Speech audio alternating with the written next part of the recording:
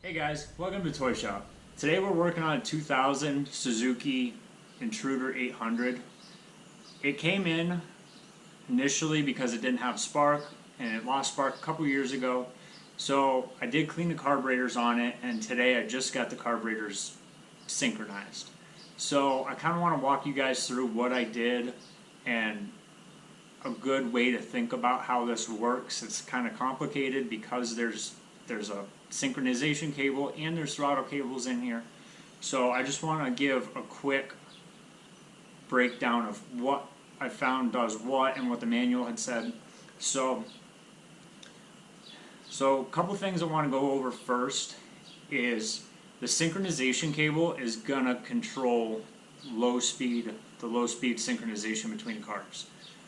So the high-speed synchronization is all going to be in the throttle cables here, where they screw into the carb bodies and how you adjust the screw on the cable on the bodies themselves.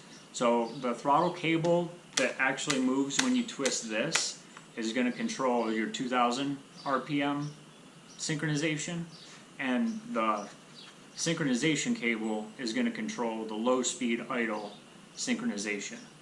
Before you get started, you want to make sure you get the bike warm up to temperature and make sure it's sitting there idling. I had to turn the idle screw up right here on the right side of the bike in order to get it to idle good enough so I could actually start to synchronize them. As I started getting it closer and closer and closer, I did have to turn idle back down.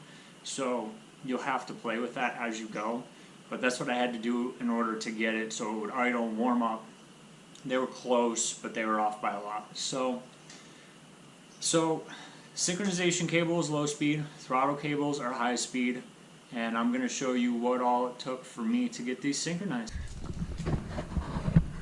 Alright guys, so I'm here on the left side of the bike, and for the back carburetor, right above the key switch on the carburetor, there was a Phillips head screw in there.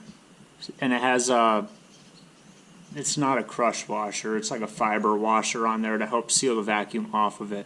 You're going to have to pull that off. Once you get the bike warmed up, then you're going to pull these plugs out and screw in. These are the brass tubes that came with my Motion Pro Sync Pro, I don't know, whatever the tubes are. So I've got that threaded in here on the back carburetor. And then the front carburetor is on the left side of the bike, or the right side. And that is right underneath the spark plug wire and the throttle cable. Yeah, the throttle cable. So that is, I don't know if you can see that very well. But, so that's where the screws are for these. Again, you don't do it until after the bike is warmed up. You don't pull them out and put the tubes on. I don't really want to go over how you set up the sync tubes, but make sure you read the manual. Get the two that you're going to use synchronized together at least. I synchronized all four of them together before I started this. But now, for the low speed, right here is a synchronization cable. And, alright, so this is the front carb. This screw down here is what I use to adjust the low speed. So you gotta loosen that lock nut down there and then twist this screw. So it's a 10 down there and it's an 8 for the cable. And as you thread that in or out, it'll start to level off the carbs. Make sure when you do get done with the low speed and you tighten that jam nut back up, double check it to make sure you didn't move the actual cable itself. Now for the high speed, you want to make sure you're adjusting the part where it actually rotates. So I pretty much just played with the front carburetor right here because it was easier to get to. So I had to loosen that jam nut and then rotate the cable in and out. And that was about it. So once I got it figured out, what cable did what and adjusted what, then I got it to be, it actually came out pretty decent. It's fairly simple when somebody explains it to you like that. At least I think so. So hopefully this helps. Oh, I did make a tool. I want to show you guys that. I have this fancy high dollar, I don't even know what it is, Chrome Vanguard. I don't know if this is like something from Harbor Freight, just a double offset wrench. This is a 10mm. I took it to the bench grinder and ground a slot in it, and it worked really good for this cable down here because you could slide it over the cable and it actually bends out away from the carb and you can get it broke loose that way. I don't know how you would do it any other way.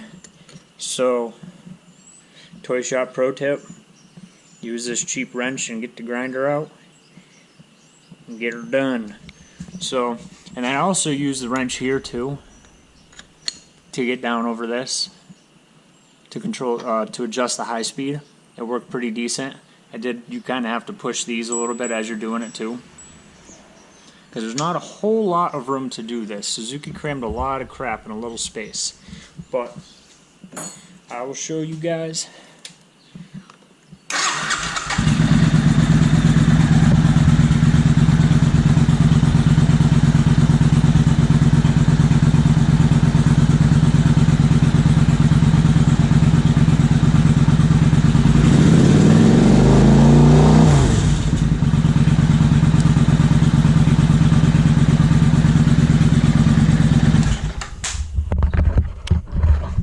It has cooled down a little bit, so hopefully that's why that was just off a touch.